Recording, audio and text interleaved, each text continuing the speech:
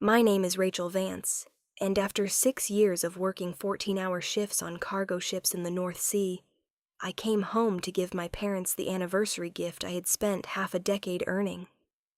Instead, I found my 71-year-old mother sitting on a plastic bucket in the dirt, crying. My father was sitting beside her on an old suitcase, and a woman I barely knew was standing on my family's porch telling them they had 5 minutes to leave before she called the police. The house behind her was the orchard estate my grandfather had built with his own hands. The same property my parents lost years earlier because of medical bills. The same property I had spent 6 years buying back one paycheck at a time. And somehow, while I was working thousands of miles away, my sister's family had turned it into their own business. I grew up in that orchard in Michigan. Every summer smelled like cherry blossoms and wood smoke. My parents worked harder than anyone I knew. But when my father needed heart surgery, the debts became too much and they were forced to sell the property. I promised myself one day I would bring them home, so I took the highest paying job I could find. I worked on cargo ships in freezing seas, spent months away from home, lived in tiny cabins, and saved every dollar I could. Eventually, I bought the estate back. The deed was in my name. The plan was simple. On my parents' 45th anniversary, I would hand them the keys and let them grow old in the place they loved. But during my final months at sea, my brother-in-law Greg offered to watch the property. He said he would maintain the house and make sure everything was ready. I trusted him. That was my mistake. When I finally drove up to the property, the original gate was gone. A digital lock had been installed. A large sign stood beside the driveway. Private guest access only. There were expensive SUVs in the yard. Music was playing inside. My mother was crying. My father looked completely defeated. Then Greg's mother, Victoria, walked onto the porch, holding a glass of wine. She pointed at my parents and said, "This property is fully booked. Their junk is ruining the atmosphere." She had no idea who I was. When she finally recognized me, her face changed immediately. "Rachel," she whispered, "you weren't supposed to be here until next week." Inside the house, every bedroom had been turned into a rental suite. There were electronic locks on the doors. An iPad check-in station sat in the kitchen. The home my grandfather built had become a vacation rental. Greg stood there looking terrified. He tried to explain. "The market has been difficult," he said. "We were only trying to make the property profitable." I looked around the room. "You turned my parents' home into a hotel." Nobody answered. And then I learned something even worse. My parents had arrived days earlier with all of their belongings. Instead of letting them move in, Greg and Victoria told them the house was reserved for paying guests. They moved my 74-year-old father and my mother into the old tool shed behind the house. The master bedroom with the lake view had been rented to strangers. My parents were sleeping beside gardening equipment. My mother had even been told not to use the kitchen because guests might dislike the smell of her cooking. At that moment, something inside me changed. I wasn't angry. I was finished being generous. That night, I took my parents to a small lodge by the lake. My mother sat quietly by the fireplace asking the same question over and over. How did this happen? My father blamed himself. He said he didn't want to create problems inside the family. But I knew this wasn't a misunderstanding. It was theft. The next morning, I started searching online. It took less than 10 minutes. There it was. The Orchard Crest Lakefront Retreat. $450 a night. Photos of my grandfather's home filled the listing. The master bedroom had become a luxury suite. The kitchen had become a shared guest area. And then I found the picture that made my blood run cold. The old tool shed, the place where my parents had been sleeping. The caption underneath read, "Caretaker quarters. Please respect the privacy of maintenance staff." Maintenance staff. That was how they described my parents.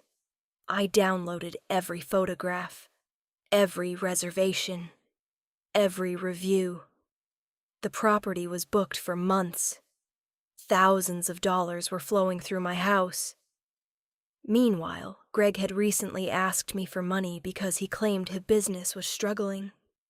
The numbers didn't make sense. When I checked public records, the truth appeared. Greg's company had collapsed. He had enormous debts. He was facing foreclosure. My parents' home had become his rescue plan. The following day, I met with an attorney. He explained that I couldn't simply change the locks. The law required a formal eviction process. But there was another problem. The property was operating as a commercial business without permits. No hospitality license, no proper taxes, no legal authorization. What they had built wasn't just dishonest. It was illegal. I gave my lawyer everything. The photographs, the listings, the booking information, the deed. And then I waited. Meanwhile, my parents' anniversary was approaching. The entire family had already been invited. Greg and Victoria assumed I would cancel.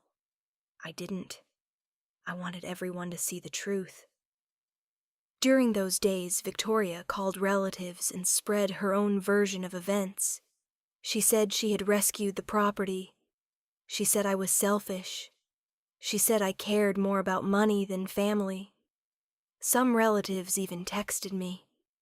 They asked if I could be more understanding. I sent only one reply. "Come on Saturday." That was all. Then something unexpected happened. A corporate guest who had rented the property discovered the ownership dispute. He contacted me directly. His company had paid thousands of dollars to stay there. He had no idea the owner objected to the rental. He agreed to speak if necessary. At the same time, the rental platform investigated the listing. Once they saw the deed and the ownership documents, everything changed. The listing disappeared. The reservations were canceled. The account was frozen. Thousands of dollars vanished overnight. Greg and Chad spent hours calling customer support. Nobody could help them. The money had stopped. The following afternoon, a county notice appeared on the front door. Commercial violations, possible fines, immediate investigation. For the first time, they realized they were losing control. Saturday finally arrived. The weather was beautiful. My parents sat quietly in my car. My father carried the old iron dinner bell from the shed. The yard was full of relatives. Victoria was acting as if she owned the property. Greg looked exhausted. The guests sat quietly on the porch. Everyone became silent when I walked up the driveway. Victoria smiled. "Are you here to ruin your parents' celebration?" she asked loudly. I placed a folder on the table. Inside were the documents, the deed, the court filings, the notices, the cancellation letters. I looked directly at her. "I'm not here to make a scene," I said. "I'm here to bring my parents home." Nobody spoke. Victoria stared at the deed. For the first time, she saw my name. The only name. She began shouting. She said they had improved the property. She said they deserved the income. She said it had become a family business. But the relatives were no longer listening. Then the corporate guest stood up. He explained that his company had paid Greg for the rental. He explained that they had been deceived. The entire yard turned toward Greg. His face went pale. The lies collapsed in front of everyone. Victoria made one final attempt. "You were never really part of this family," she said. I looked at the house behind her. "You're right," I said. "I'm the one who owns it." Nobody defended her. Nobody defended Greg.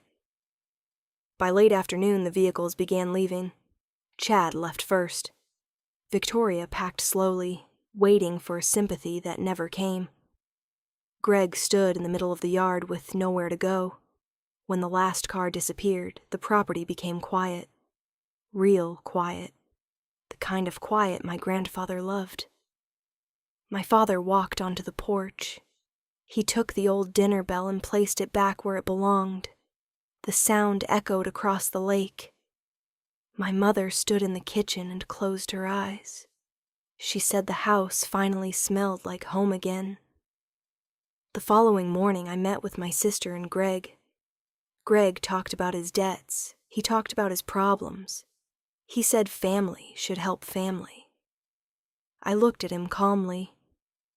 "I would have helped you," I said. "But you allowed my parents to sleep in a shed while strangers slept in their bedroom." He had nothing to say. Some people believe boundaries destroy families. I learned the opposite. Sometimes boundaries save the people you love. I spent 6 years working dangerous jobs to buy back my parents' home. I thought the hardest part would be earning the money. I was wrong. The hardest part was standing on that porch and refusing to surrender what my family had sacrificed to build. Because loving your family does not mean handing them the keys to everything you own. Sometimes love means protecting the people who protected you. And sometimes the strongest thing you can say is simply this: "This house belongs to my parents, and that will never change again." If this story resonated with you, consider subscribing for more real-life stories about family, resilience, and truth.